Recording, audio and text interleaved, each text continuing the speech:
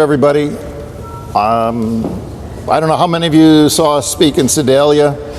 Some of this is similar, but this presentation was revamped for the Society of Automotive Engineers presentation we did last October, maybe, in Chicago. You know, there's 1,000 different ways to look at the company's history. This one focuses on things we did before others did them and how we did them. Very often you'll see a theme running through here. It has to do with partnerships. From the earliest days, Cyrus McCormick started to find people with new and better technology. He'd buy that technology, he'd license it, he'd partner, he'd do whatever he had to make his products the best and the most up-to-date. Here's a little overview of the company history. I think most of you understand this, but you know, McCormick, then International Harvester, and now Navistar. Now, still today, I hear in the news media in Chicago talk about something new we've done at Navistar, and they sort of qualify it with the old International Harvester company. So we still, after 30 years, haven't exactly taken on our own identity, but we certainly try. This is my background. I'm really a graphic designer, have been for a long time. I work for Navistar now as a designer. The history work I do is in the evenings and weekends. I designed a book called Milestones in 2005, a history of the company, and that's what got me involved in the history. Many of you, I hope, have seen this book. We still have some today for sale. They're hard to find, but we have some at corporate headquarters.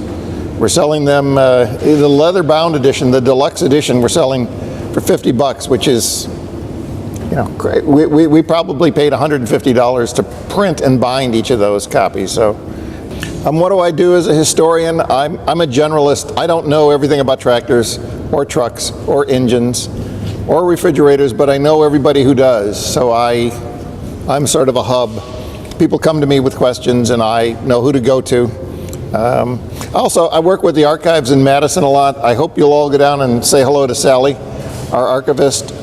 She's doing the Heritage Project. She's recording stories. So if you've worked for the company and have a story to tell, you can get it into the Harvester Heritage Project.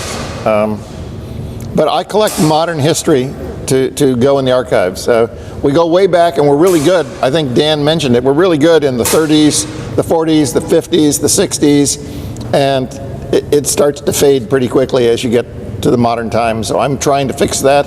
I've been to Fort Wayne. I went to Fort Wayne 4 times to gather materials. The Chatham plant, when it was closing, sent me stuff. I went down to Indianapolis when the foundry closed, and brought home truckloads of stuff. So I'm trying to get the modern history, but it's difficult. So I'll go back to the beginning. I think you know most of you know this. Cyrus, his father Robert tried to invent a reaper, or worked on a reaper for 13 years or 15 years and failed, gave up, and passed the project on to his son Cyrus, who at the age of 22 did it. And for perspective, if you want to know when this era was, Cyrus and Abe Lincoln were born in the same month, the same year, so this goes back a ways. Here's our log cabin. Well, this is the blacksmith shop where the reaper was built in Virginia. That's a painting of the first demonstration in 1831. You can see there's a man on a horse and the man walking beside raking the cut grain off. The reaper replaced all these primitive tools that were in use, you know, till the reaper came along, and even later. It's really kind of amazing that how much he mechanized farming, how much he changed the world. They don't let me say that at Navistar, but Cyrus did. Nobody's here, so Cyrus did change the world. Here's a still from a movie made in 1931 for the 100th anniversary, a reenactment of that scene you saw in the painting. But here are the statistics. 2 people could do 15 acres a day with no binding. Right? Before this, Patrick Bell in Scotland, a minister in Scotland, invented a push rather than a pull, a push reaper. He could do 8 to 12 acres in a day with one person. He did not patent this machine. He was a minister and he thought this would feed mankind. It was a good deed he was doing. There were a couple of these machines in the U.S. in 1831, but I don't believe, there's no record that Cyrus McCormick ever saw one of these. When Cyrus moved to Chicago, when he was in Virginia, he was having machines manufactured by local blacksmith shops, and they'd get a contract to do 5 or 10, and then they could sell them. And he was disappointed in the quality often, and so he moved to Chicago, where the West was expanding from. It was really the hub of the modern country, and he started to build reapers with standardized parts, which was, a really, really new idea at that point. He was, no, he wasn't Henry Ford, but he was up there pretty close. He invented new ways of manufacturing that other people hadn't done. Here, this version of the reaper took 2 people, again, much like the other one. They could cut 15 acres in a day. Here, the raker has a seat now. If you can see, he's not running alongside or walking alongside. He has a seat. In Indiana, a father and son team invented a reaper that had a belt, a canvas belt that would carry the grain up, and that becomes an important aspect of future reapers, you'll see. Here's a combined reaper and mowing machine. Again, 2 people and 15 acres a day. Here, this man, Jerem Atkins, was an invalid, was bedridden, but had a terribly creative mind. He knew the McCormick reaper. He had one placed outside his window that he could look at, and he invented this self-rake reaper. And it's a crazy looking machine, and if you actually see it running, it's even crazier. The blades don't move smoothly. They herky-jerky motion that does it, but it worked, and it took it from 2 people to 1 person to do 15 acres a day. So it was a big improvement. This is a much simplified version of that same machine, and this was a smooth running, easy to operate version. And this even, a bad pun, but this is a really advanced version of that same machine. Very popular, this one, the advanced self-rake. But 1 person, 15 acres, so it's slowly getting better. But the Marsh brothers out in DeKalb, a lot of things happened in DeKalb, and I went to school in DeKalb, so I'm only 30 minutes away from DeKalb, where we live. But a lot of our business came out of that area, that part of the country. The Marsh brothers did time and motion studies on how to improve this binding or this harvesting process. They put 2 men on the back of their machine, and it had that canvas belt that lifted the grain, the cut grain, up to the workers.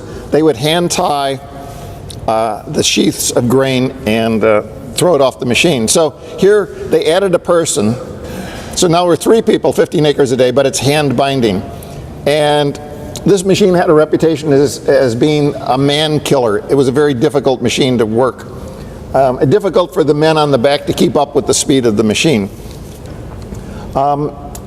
These guys were clever marketers. For some demonstrations, they took 2 of their best men and dressed them as women, put them on the machine and ran it, and their sales pitch was, if women can do it, sorry women, I'm speaking for them, if women can do this, surely you can run this machine on your farm. Another one of their techniques, they'd take 2 of their best men again, dress them as hobos, and put them into a crowd at a demonstration, then call for volunteers and pick their men to come up, stand on the machine and run it, and it worked. They started to sell machines. A man, E.H. Gammon from Chicago, was a reaper salesman. He heard about the Marsh brothers out in DeKalb, took a train out there, and bought a license to manufacture Marsh reapers. And he was much better at running a manufacturing facility. He was succeeding, where the Marsh brothers were stumbling, and they were good at their idea making, but not good at manufacturing. Gammon had an old friend back east from Maine, William Deering. Deering was in the clothing business, the dry goods business. His family was very wealthy. They had, they made uniforms for the U.S. military, so they had giant contracts. So Deering came out to visit his friend Gammon and said, I'm here, I want to buy real estate in Chicago. I've got $40,000 I want to invest.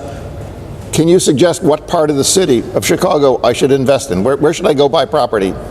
And Gammon said, well, let me show you this machine we're working on here. So he convinced Deering to invest that $40,000 not in real estate, but in his manufacturing. Deering went back to Maine and didn't correspond, didn't come back for 2 full years. He came back to see his friend Gammon and said, whatever happened to that machine we were building? And he says, I can't remember what it looks like. Can you show it to me? And so he takes him out to the plant and shows him a machine. He says, have you made any money? So he shows him the books, and Gammon had made $80,000 profit that year. And Deering was just, he couldn't believe what he was seeing. So he invested, he partnered then with Gammon. He went in, and that's how we get William Deering, you know, Deering who partnered with McCormick. That's how Deering got into the business, sort of almost accidentally. A small investment from a wealthy man turned him into an expert in the harvesting business.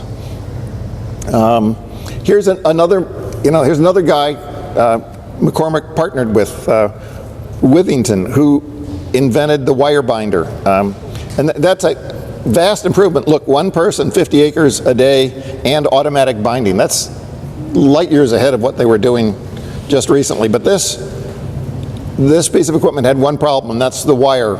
The livestock would eat the wire occasionally, accidentally, and it would kill them, and it became a pretty big problem.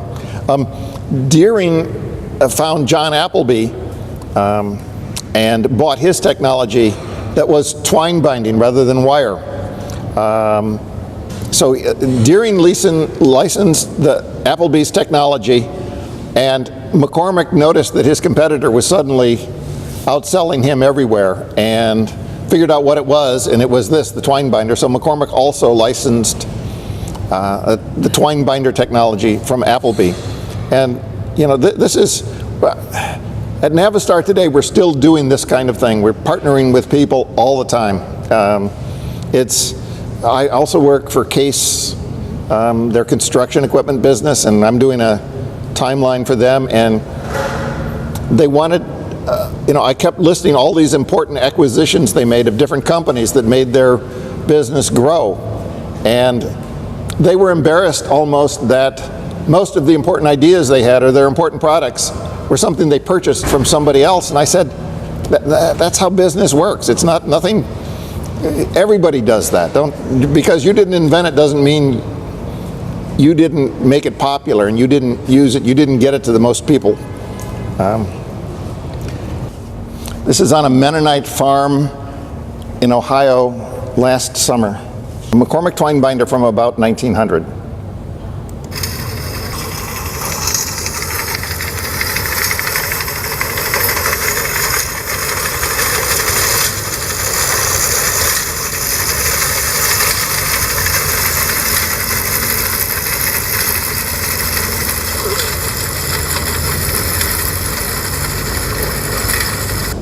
That's a pretty impressive machine. I'd seen it in photos for 10 years, and just to see one in action is pretty cool, I think. There were also things like the Daisy Reaper, small folding reaper for a smaller farm. Some people like to be able to cut their grain and leave it out in the sun to dry. This thing folded up to be very small, sit in the corner of a barn. This is a part of an ad, poster that McCormick did, but people say when they see this that McCormick was responsible for moving the western frontier 30 miles westward every year from about 1850 onward, after he started building in Chicago. Now, is that true? I can't confirm it, but he certainly had a lot to do with people going west and farming. He moved to Chicago because he started in Virginia, and he would ship his products by boat. And one year he missed the harvest. And so he finally, decided that he really needed to get to the heartland. He built this first plant in Chicago on the Chicago River, if you're familiar with Chicago, right at the Michigan Avenue Bridge over the river, right there on the northern banks. And, the big thing here was, the standardized parts. But look at that, the population, 16,000 in Chicago. And he partnered with both first mayors of Chicago. First Ogden, William Ogden, Ogden, Utah, Ogden Avenue in Chicago. But he was the first mayor, and William Gray, maybe the second mayor. He got money from these guys, and he eventually bought them, or he quickly bought them out. After 2 or 3 years of using their money, he paid them back, and the big mistake on their part. They should have stayed in. But Cyrus was, a better businessman than an inventor, than an engineer, and he started this global dealership network in the 1850s. He started to expand around the world, and today at Navistar, one of our strongest assets, when people think about buying Navistar, what they're most interested in is our dealership network, not our products. I mean, I don't think it's going to happen. I think we're going to stay independent, but it's amazing. I mean, he invented franchise dealerships, Cyrus did. So, here's an example. Look at this, 1887 in Russia. Now, this is a painting, but it's based on a photograph. The machines were everywhere. I did a whole study on what happened in Russia, and just hard to believe how he was successful when even religious leaders were talking to the peasants and telling them that new technology was evil and they shouldn't go there. And somehow he conquered that. And the government, they wanted the people to be part of a government farm, and he made people independent by supplying reapers. I don't know if you've seen this before, but on the dome of the U.S. Capitol building, that's a McCormick reaper.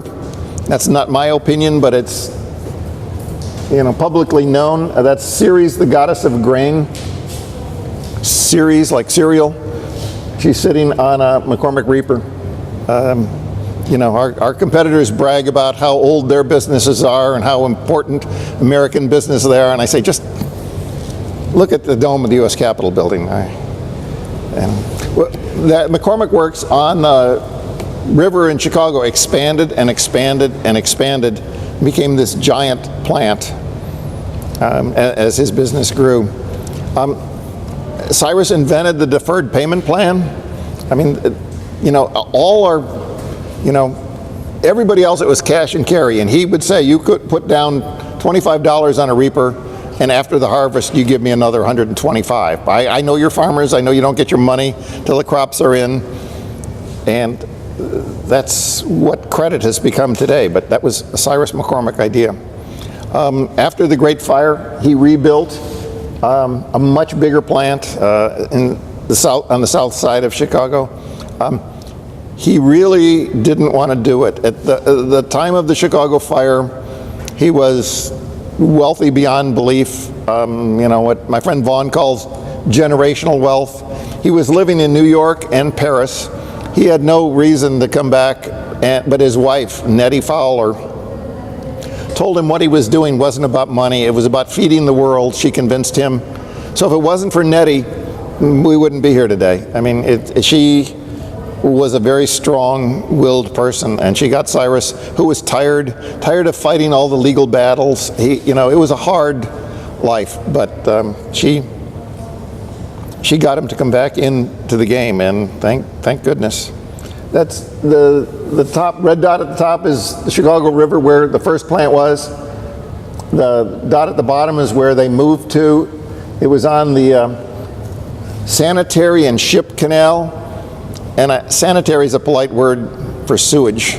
So I've been reading firsthand reports about the first farm halls being built at Tractor Works, and there's more than one comment in there about, we're working in the heat of the day, of the summer, indoors, and the stench of the canal is overwhelming us. But it's, inside I'd not heard before. Kind of interesting to hear.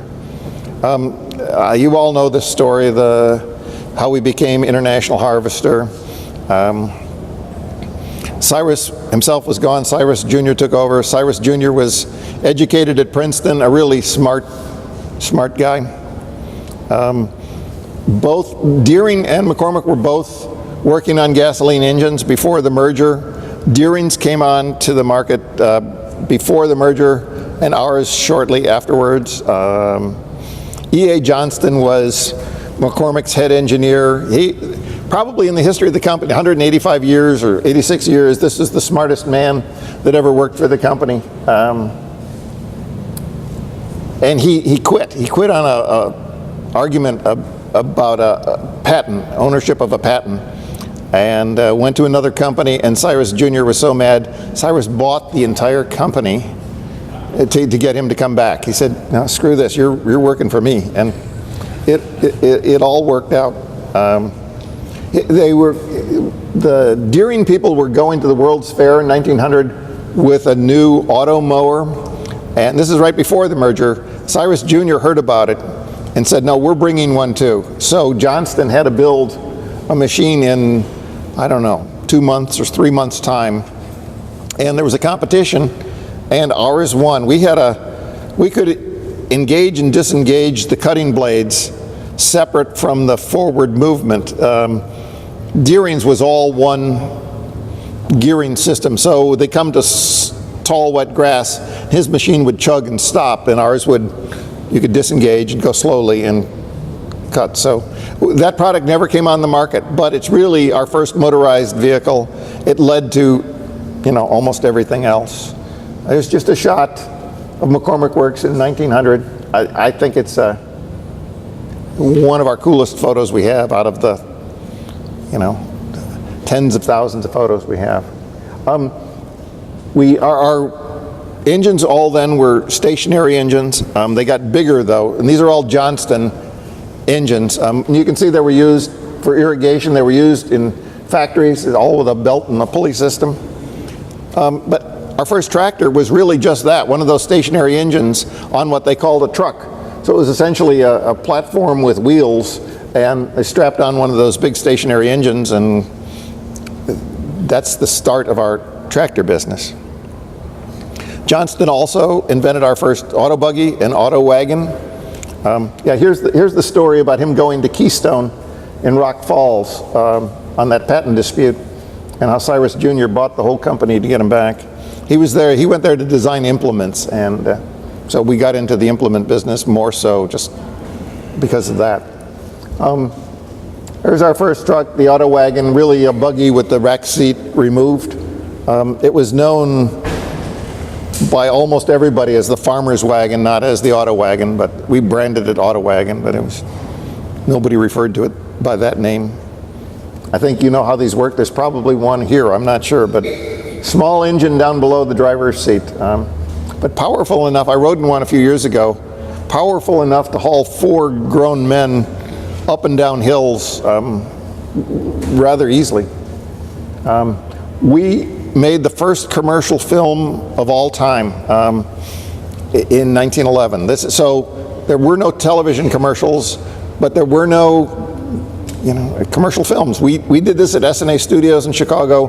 That was Hollywood before Hollywood moved to California. And this is where Charlie Chaplin made all his films, and Gloria Swanson. It was a silent film, but I love to watch it. You can see an old Titan tractor of ours working in the field. I only know those things as still photos, but it's fun to see them in action. The auto wagons involved, they got bigger. They were originally all air-cooled. They got water-cooled. You could have a water-cooled. MW is water. MA is air. People were taking our trucks early on, third parties, and turning them into buses.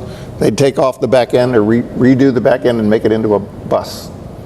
This is one of my favorite series, the letter series. it's crazy. We did things you couldn't do today. Remember that we had no designers. Everybody making the new products were engineers. So we looked at the Renault in France, and we copied their style of that sloped hood. And in our advertising, we say it's a Renault style hood. We didn't buy anything from them. We didn't buy the rights. We copied their design and used it. And you can see here the firewall. The radiator is back at the firewall on our trucks, and that's to keep all the thugs who walk through the city, the Teamsters, who didn't like motorized vehicles and would smash the radiators with a baseball bat. So we put our radiators in a hard-to-get-to place. We officially got into the bus business in 1915 with a 36-page, 48-page catalog. I mean, there's every imaginable combination, size, and the PTO, the first to, we say we invented it. Johnston, visiting a farmer in France, saw the farmer had made something like this, and apparently he put it into production. But in World War I, we made wagons, we made machine gun carts, we made trucks for every U.S. base. Because our dealership network was so good, we were right near any military base in the country. We were 3 miles away, and we could come and service their trucks. We also made the back end of a Liberty truck, the wooden box and the canvas.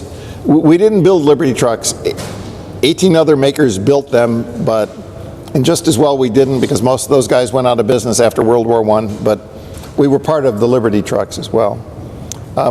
Red Baby, part of the S series, a speed truck, but this is one every dealer had to own at least one in the US and Canada. And it was really the marketing genius move. We went out, there weren't phones, right? So you go out and see your customer, you deliver something they ordered, you service something, or you just stop by and visit. It was brilliant marketing. This is just a photo I love of the chain drive, early tractor trailer setup. In that same truck you could get gear with gears instead of chains. Here we are building our trucks, building the New York subway system. That went on for years, and we did not have an exclusive contract, but we were there for most of it. And this, I just wrote an article on this, and you know it better than I do probably, but I think other than the Reaper, maybe our most important product of all time. This just had everything right, and this guy Bert Benjamin made it happen. He'd been pushing for it for almost 10 years. He'd done all kinds of research. He'd built all kinds of prototypes, even one with a steam engine, a small steam engine. And when Johnston's motor cultivator failed in 1916 or 15, the company needed to do something fast, and they brought Benjamin in and said, let's go ahead with your tractor. And he built this machine, and they were real gun shy because they just had this miserable failure with the motor cultivator. They took this tractor, and you imagine you know this, they took it to Texas, far away from the grain belt, far away from Iowa and Illinois, and they were afraid it would fail, and they just didn't want to have another black eye. So they tried it out in a remote part of the country, Texas, and it was a huge hit. Dealers down there said, if you're not going to build this tractor, we're going to build it. So they went back, and the rest is history, but it was exactly the right combination. It took Deere 3 or 4 years before they copied it, and most of the other makers 5 or 6 years before they copied it.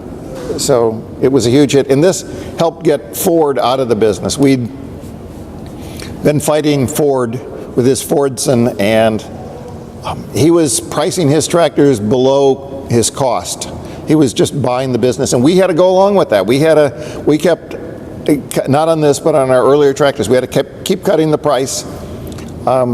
He even asked us, Ford had such an ego, he thought his only real competitors were the farm horses. He didn't think that Harvester or Deere were his competition. So he asked everybody if anybody would design for him a set of implements to go with his Fordson, and we said yes, which is, I think we wanted to look inside his manufacturing plant, his assembly line, but we said yes. Benjamin, who ran the Deering works, went to Ford, designed a set of implements, and Henry Ford never built them. So when we were in this price war a year or two later with Ford, once we got down to his price, we threw in a plow, and Ford couldn't do that, so we pushed Ford out of the marketplace, and he went to Europe to do his business. And 6-speed special, we invented this 2-speed rear axle. Huge innovation. It was years before anybody copied this thing, and it just, you can drive in the field in low gears and get on the sort of highway. You get on the road in higher gears, and it was just a brilliant thing. We worked with Hall Scott a lot on those big trucks that were used to build the Hoover Dam. We had that contract, exclusive contract. So our trucks were the only ones building the Hoover Dam for 2.5 of the 3 years. Later in the project, other brands of trucks came in, but our trucks ran 24 hours a day, 7 days a week in 100-degree heat, and held up through all of it. I mean, just really amazing. This on the right is my friend George Kirkham's restored Hoover Dam truck. This one has protection over the cab. A lot of them didn't. And a lot of those guys are working, in felt hats, and the boulders that are being dropped into the back end of the truck are the size of these 2 tables or something. Just huge things. And here these guys are standing up, driving backwards along this, cliff. They're steering with, I think, foot on the gas and steering. I don't know. Very difficult to do whatever they were doing there to make those trucks go backwards. The tandem axle, we made an exclusive arrangement with Hendrickson, and this made our big, heavy trucks work, on uneven ground just so much better than the competition.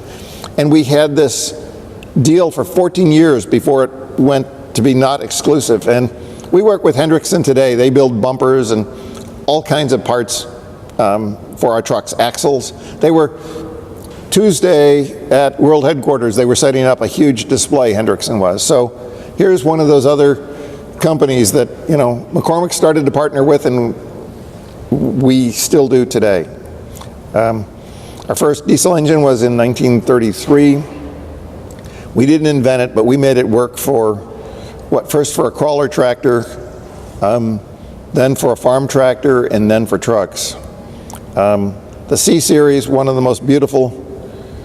Remember, how do we make a beautiful truck and we don't have any designers? All we have is engineers. Well, if you look at the Chevrolet from 1933, it looks an awful lot like our C-Series, so I expect we copied a little, lifted a little there. But the D1's a real interesting story. Willys Overland had this Model 99 that they couldn't sell. They just couldn't. So they made a deal with us. It became our D1, and we sold, 12,200 in 1 year. It was half of our total trucks were this model in that year. And from this deal, I'll show you later, we got the Diamond engine started. You know the story, Raymond Loewy designed a lot of, the world's most famous industrial designer, still today probably, but certainly of the 20th century,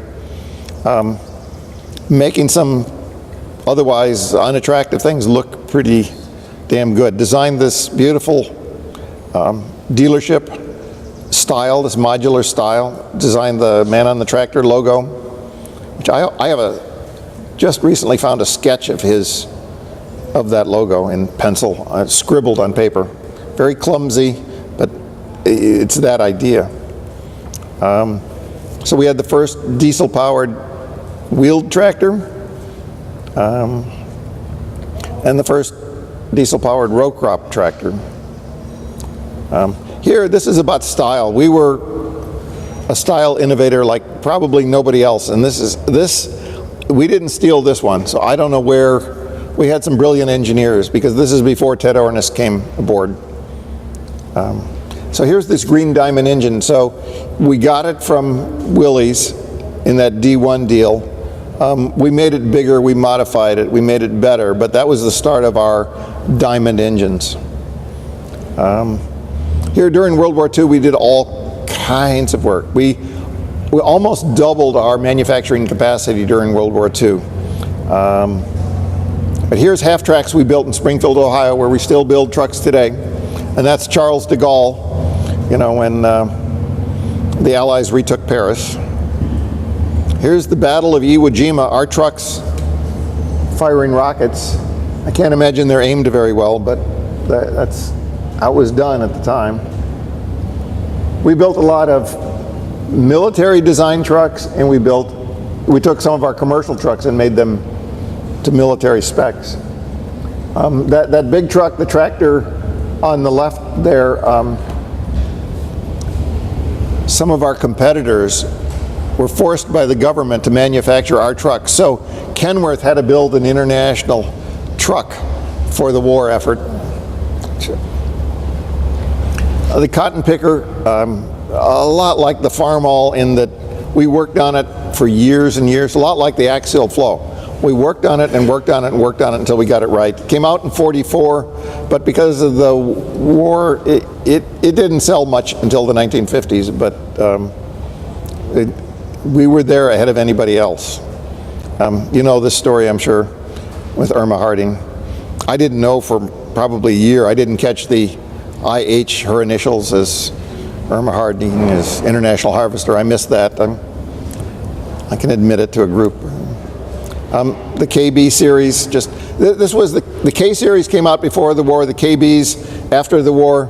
More chrome, more options, more engines, heavier, just a very cool series of trucks. And this I just put in for scale whenever of course you can look around the grounds here and see scale too, but this is just to remind you how big of an operation we were when we see stuff like that. When I saw that photo, I just thought it was staggering.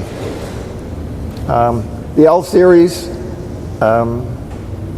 we introduced the CompoVision cab. A lot of people have argued about that over the last 5 years, where that came from, if we bought that from somebody, but no, discovered it was ours. We used it and we sold that cab style to probably 8 or 10 other truck makers. So, but starting in the 1950s, we started to just have too many options. We wanted to be the company that had something for everybody, but we went overboard. There were, I don't know what, 18 or 20 models. There were 3 or 4 wheelbases for each of those models. There were 3 or 4 engine options and 3 or 4 transmission options for each of those trucks. It was a mistake in looking back. Ted Ornish came on board, our first industrial designer. He's famous for the Scout, but he was there 30 years, so he did all kinds of things. Things that you don't think of as Ted Ornish, but the torque amplifier, I keep hearing stories, you guys probably know more about this than I do, but some people absolutely loved it and some people hated it, but I think it was an innovation. Early travel-alls, we were, we say we were one of the precursors. This was one of the precursors to the modern day SUV. The Suburban gets credit for it, but we were right there hand in hand with them, I think. Cab over trucks, we were the king of cab over trucks.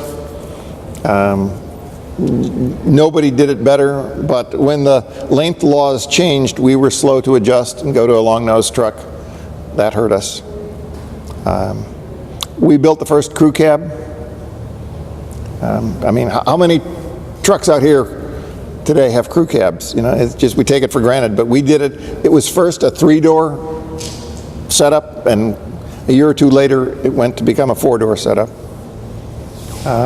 Just a photo I love. This is, you know, we were really tight with NASA. We did all kinds of things with NASA, and yeah, we were their truck maker.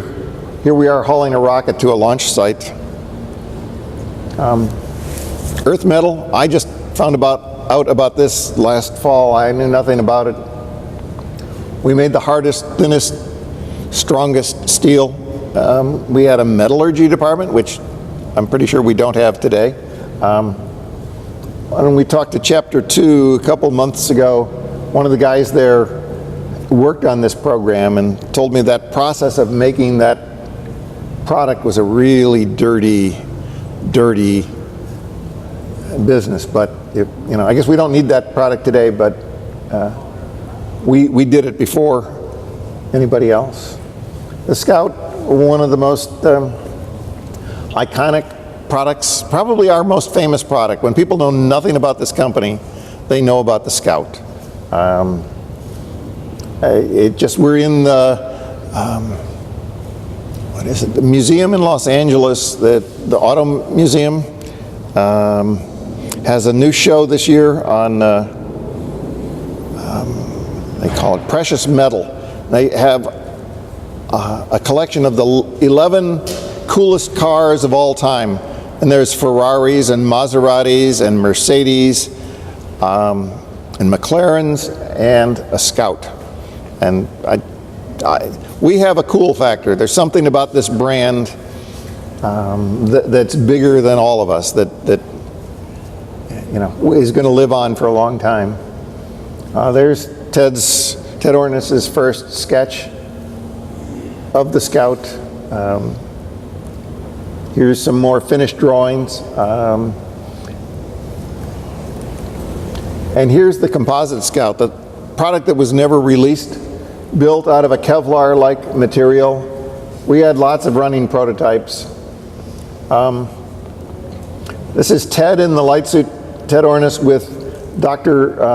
Leo Windecker. I found this through the guys who are doing the Scout book, who will be here today. But this guy invented the material that we use to build those Scouts. And it really worked. It was just, you know, coming at the worst time in the company's history financially, so we couldn't go ahead and build this version of the Scout. But it was perfect for things like this, for an armored version. We developed, our Solar division in San Diego developed things for the wings of Phantom jet fighters that enabled them to land on aircraft carriers during the Vietnam War. The Lodestar, many people think, at least in the design community, that the Lodestar here on the left is Ted Ornis's best design work.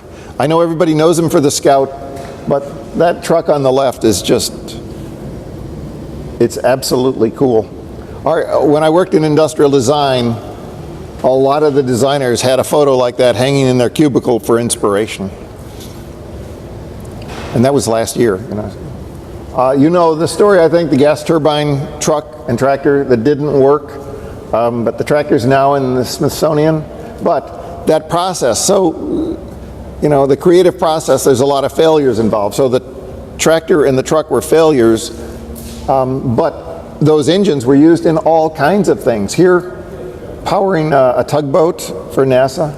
Here, natural gas pumping stations. The power for helicopters for the electrical and the hydraulic systems to start. I think you know this story. We have a product on the moon today that contains nuclear fuel. We were asked to build it. We built 5 stages of the Saturn rockets, all the plumbing essentially, at Solar in San Diego, at all 5 stages. We were in the van business almost. We were so close before Chrysler, before Ford, And we dropped the program because we were having financial troubles. But my friend Vaughn, one of the first products he was selling when he got out of college was this. And he said it was a big deal. The S series, Fred Krisman, who wrote the book on international trucks, he says these are the trucks that saved the company. During their worst financial times, these trucks would sell and sell and sell. When everything else was failing, the S series trucks kept the company afloat. The DT 466, our most famous engine of all time. Just a remarkable machine. We still today make a version of that engine in Melrose Park. Here's a guy that from the last discussion, Dan was talking about Gary Wells, the father of the axial flow combine. Really one of our best products. I mean, this is up there with the Farmall, I think. This changed the world. Everybody today is using this technology that we invented. And Gary, from what I understand, led that whole program. And I imagine in the Red Combine's book that's coming out, that the guys are here to talk about, I imagine, you know, they'll know more than I do about this. Nice articulated tractor, and what many people tell me was our best tractor of all time. Vaughn, my friend, especially. We work with great designers inside and outside the company. I've always loved this truck model, but Larry Shinoda designed it for us. He also did Mustangs and Corvettes. So we went to the best, whether it was Raymond Loewy or this guy. We knew who to go to get the best in styling. I know Dave, he was the head of industrial design. I love this series of trucks. I know a lot of people don't. The design was made to be aerodynamic, and aerodynamics today is even more important than back then. But this was a radical idea to do something without chrome. I see there's one of these trucks sitting out here, and it's got the chrome aftermarket grille on it. But I understand, but I like it this way. The Huey engine, our partnership with Caterpillar, big deal, an electronic engine. This is, you know, we sold engines to Ford for years and years and years. Big deal, very successful engine, Power Stroke. We bought,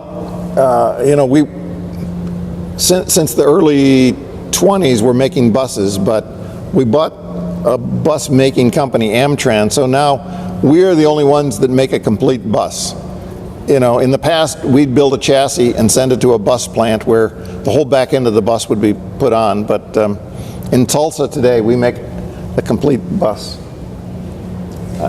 This is our current style trucks introduced in 2001, what we called internally the NGV, the new next generation vehicles. The guy in the bottom right, Scott Tyree, designed this truck, but Vaughn's point to me always is that John Horn, the CEO, really designed this truck because he oversaw everything. And the guys I work with today in industrial design don't like the smiley face bumper, but in my mind, these are the best looking trucks on the road. Our new trucks won't be so smiley. The HX just was released a couple months ago, and it looks like a mean, tough truck. Multiplex wiring, Vaughn wanted me to take this out, and I did, but I put it back in because he's not here today. I do respect him, but this is something all the dealers I talked to told me it was really important. Our way of wiring a truck is different than everybody else's. It allows them to sell a truck and send it off to a body maker and have a mixer or a dump body or whatever you want put on the back end of that truck, and the wiring is much easier than it would be otherwise. Am I out of time, Dan? I don't know what I'm doing here. The ProStar, still the coolest truck on the road, except for maybe the Lone Star. Our MaxxForce engines is what got us into trouble. We didn't meet the EPA standards, and because of a stubborn management, the CEO, we're back. We make great engines today, and we partner with Cummins as well. This, to me, the Lone Star is the coolest truck on the road, and you can see inspired by a D2. Yes, I do have that photo. This is the campus today. I used to work in the back buildings out here on the right where the engineering and design group is. Now I work in the front buildings up on the 5th floor there. But it's a beautiful, beautiful place to visit. One of my favorite photos of all time, we bought this from a photographer in Spain of the Panama Canal with a work star. Our truck with all the right specs to make it completely, or as best anybody can, aero efficient. And we work with fleet people all the time, and some fleets spend, you know, I know some old-fashioned truck guys like a flat-faced truck, long nose with a big Texas bumper. Well, aerodynamics is just critical in the trucking business. We work with fleets who spend $1 billion a year on fuel. So imagine that. So if you can save them 0.1%, you're saving them millions of dollars. We focus on aerodynamics all the time. This is our brand new truck. It replaces the Paystar. It's about 2 months old, but everything, you know, it's still an aluminum cab like the Paystar, but it's every little aspect of this truck was gone over and improved. There's this I love. This is the ad series, current ad series. And see the script logo in the background there? That's from 1917. That logo was on our letter series trucks. They asked me for a bunch of old logos, but I didn't know what they were going to do with them, and it's been done. I work in this group now on command. This is all the electronics related to fleets. I've been taken over by the IT department. Our chief information officer is running this business. Fleets can buy in on this program and track all of their trucks on the road and get all the diagnostics live in real time. People that have signed up for this have had an 85% reduction in tows because we can predict when a truck's going to break down before it does. We're gathering big data, and with a fleet, we're gathering big data on all of our competitors' trucks as well. We're also able to, we have this device that plugs in under the dash, and you can reflash your engine. Trucks have computers. The software gets old and needs to be updated all the time. Now you don't need to go to a dealer. You plug this thing in, get a Wi-Fi signal, and in 25 minutes you have the latest software on your truck. So we're still, and I could talk for another hour just on the electronic stuff we're doing. A lot of the drivers are going to be able to do all kinds of things for their truck with their phone. They're going to do all their pre and post inspections. There's going to be driver logs, you know, before and after. All that stuff is going to be done electronically. We're not at the forefront of all of it, but we're at the forefront of some of it and catching up and going to pass everybody by because how much we're putting into this energy and money.